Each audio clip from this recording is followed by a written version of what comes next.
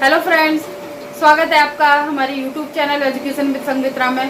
दोस्तों, आज मैं इंडियन कॉन्स्टिट्यूशन के जितने भी आर्टिकल हैं तो ट्रिक के थ्रू में बताने की कोशिश करूंगी। तो ये काफ़ी इम्पोर्टेंट होने वाला है ये सेशन।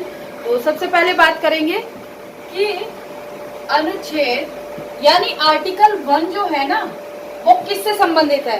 यानी इंडियन कॉन्स्टिट्यूशन का आर्टिकल 1 जो है वो किससे रिलेटेड है, क्या कहता है। दोस्तों, India as a union of state क्या कहता है कि भारत जो है राज्यों का संघ के बारे में बताता है हमें। ठीक है कि भारत क्या है, भारत राज्यों का संघ है। ठीक है, भारत क्या है, राज्यों का संघ है। तो हमें जो आर्टिकल 1 है वो पार्ट किस में आता है, पार्ट 1 में आता है। ठीक है, आर्टिकल ये पार्ट 1 में आर्टिकल 1 जो है, देखो पार्ट 1 है। ठीक है, पार्ट कितना है, 1 है।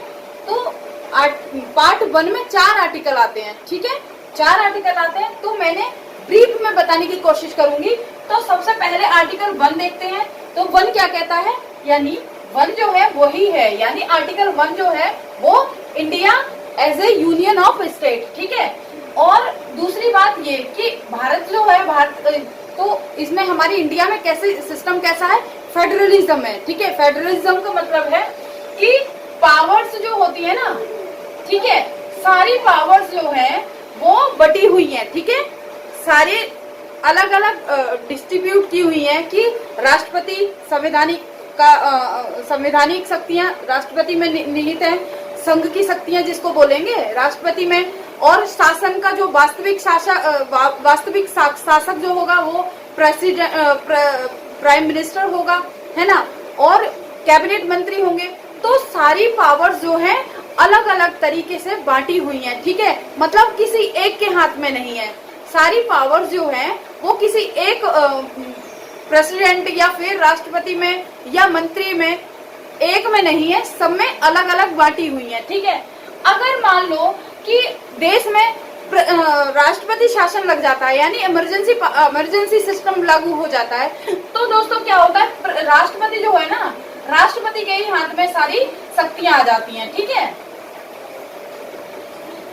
राष्ट्रपति देखता है सारे शासन को। ठीक है, अब आर्टिकल 2 है वो क्या कहता है दोस्तों, आर्टिकल जो 2 है वो नए राज्यों की स्थापना यानी इस्टेब्लिशमेंट ऑफ न्यू स्टेट। ठीक है, तो नए राज्य की स्थापना करना वो किसका कर्तव्य है, राज्य का। ठीक है, तो अब आर्टिकल 3 क्या कहता है, आर्टिकल 3 कहता है कि क्षेत्र में, ठीक है, और सीमाओं का परिवर्तन, यानी किसी राज्य को अपने राज्य में मिलाना या उसकी बाउंड्री जो है उसको किसी दूसरे स्टेट में मिलाना, तो ये कौन परिवर्तन कर सकता है, ये संसद परिवर्तन कर सकती है। ठीक है दोस्तों, तो क्षेत्र सीमाओं में परिवर्तन करने का राइट किसके पास है, संसद के पास है। ठीक है, अब आर्टिकल 1, आर्टिकल 2 और आर्टिकल 3 जो है ना वो तीनों ही मर्ज किए हुए हैं आर्टिकल 4 में। ठीक है, तो आर्टिकल 4 जो है वो कहता है कि 368 में जो अमेंडमेंट होता है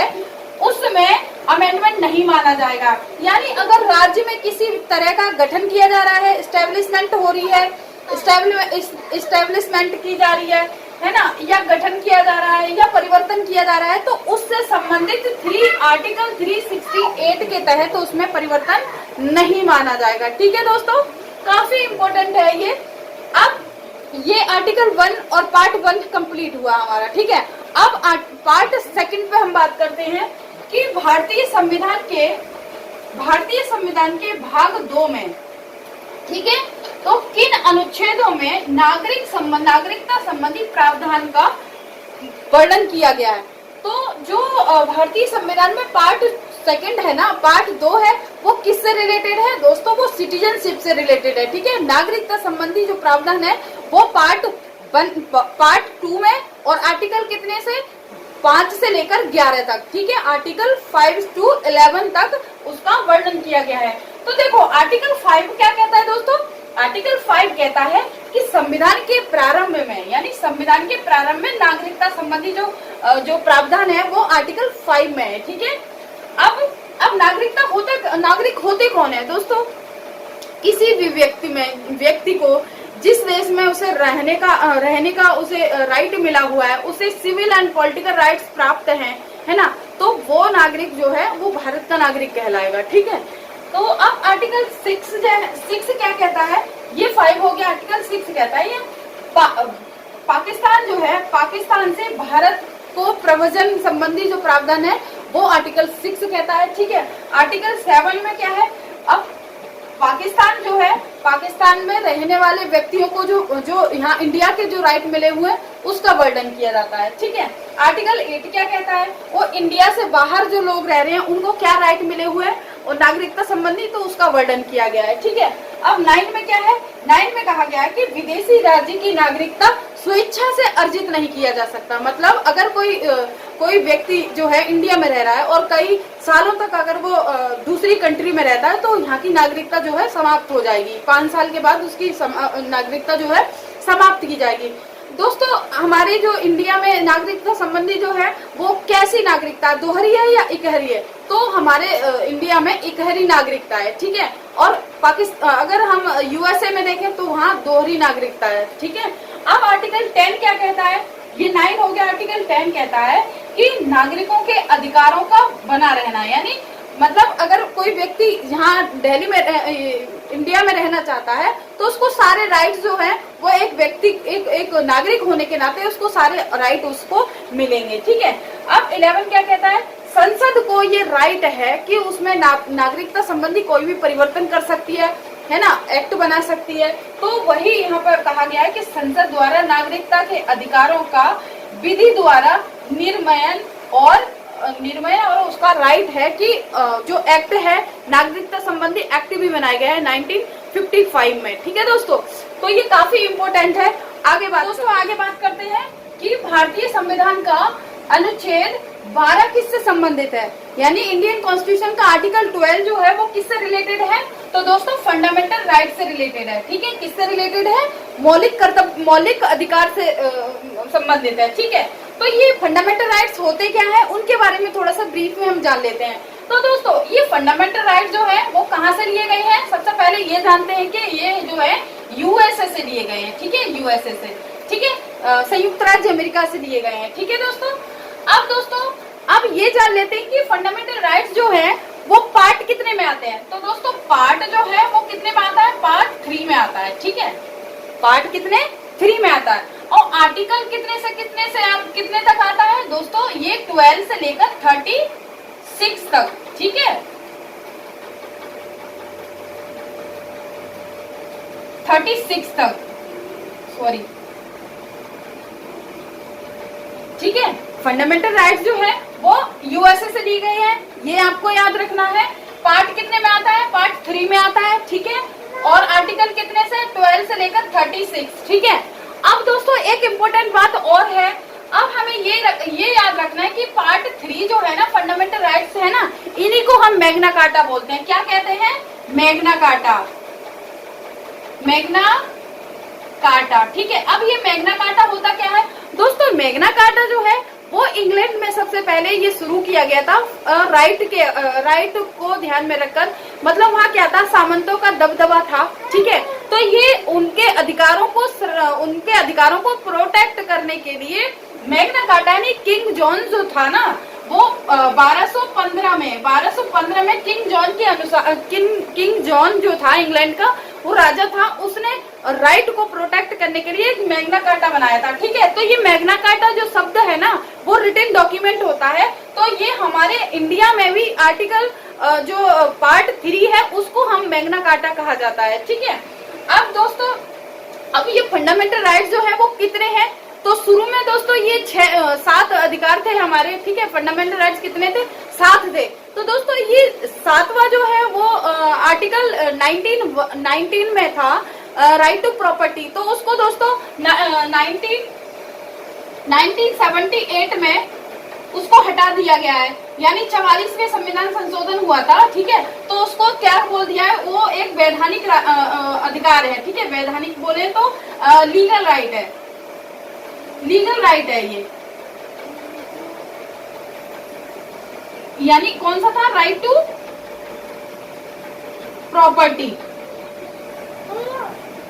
राइट टू प्रॉपर्टी जो है दोस्तों, अब वो फंडामेंटल राइट्स नहीं है, वो एक लीगल राइट है, ठीक है। तो अब वो आर्टिकल कितने में पहुंचा दिया गया, वो आर्टिकल जो है वो दोस्तों काफी इंपॉर्टेंट है, 300A में, ठीक है, 300A में ये आर्टिकल पहुंचा दिया गया है। अब हम फंडामेंटल राइट्स के बारे में जानते हैं, ठीक है। तो शॉर्ट ट्रिक है, देखिए मैंने फंडामेंटल राइट्स शॉर्ट में लिखा है। तो आर्टिकल जो है, देखो समानता का अधिकार है, आर्टिकल कितना है, यानी पहला जो राइट है वो आर्टिकल 14 से लेकर 18 में आता है, ठीक है। राइट टू इक्वलिटी का आर्टिकल कितने में आता है, 14 से लेकर 18, ठीक है। अब नेक्स्ट है कि अब स्वतंत्रता का अधिकार यानी राइट टू फ्रीडम आर्टिकल कितने से कहां तक आता है, तो आर्टिकल 19 से लेकर 22, ठीक है। आर्टिकल 19 से लेकर 22 में, उसी में राइट टू एजुकेशन आ जाएगा, उसी में राइट टू लाइफ आ जाएगा, उसी में जैसे किसी भी व्यक्ति को बिना बताए कोई भी किसी को मतलब उसको दबाव में कहीं पर भी गिरफ्तार नहीं किया जाएगा। तो आर्टिकल 22 जो है वो उससे रिलेटेड है, ठीक है।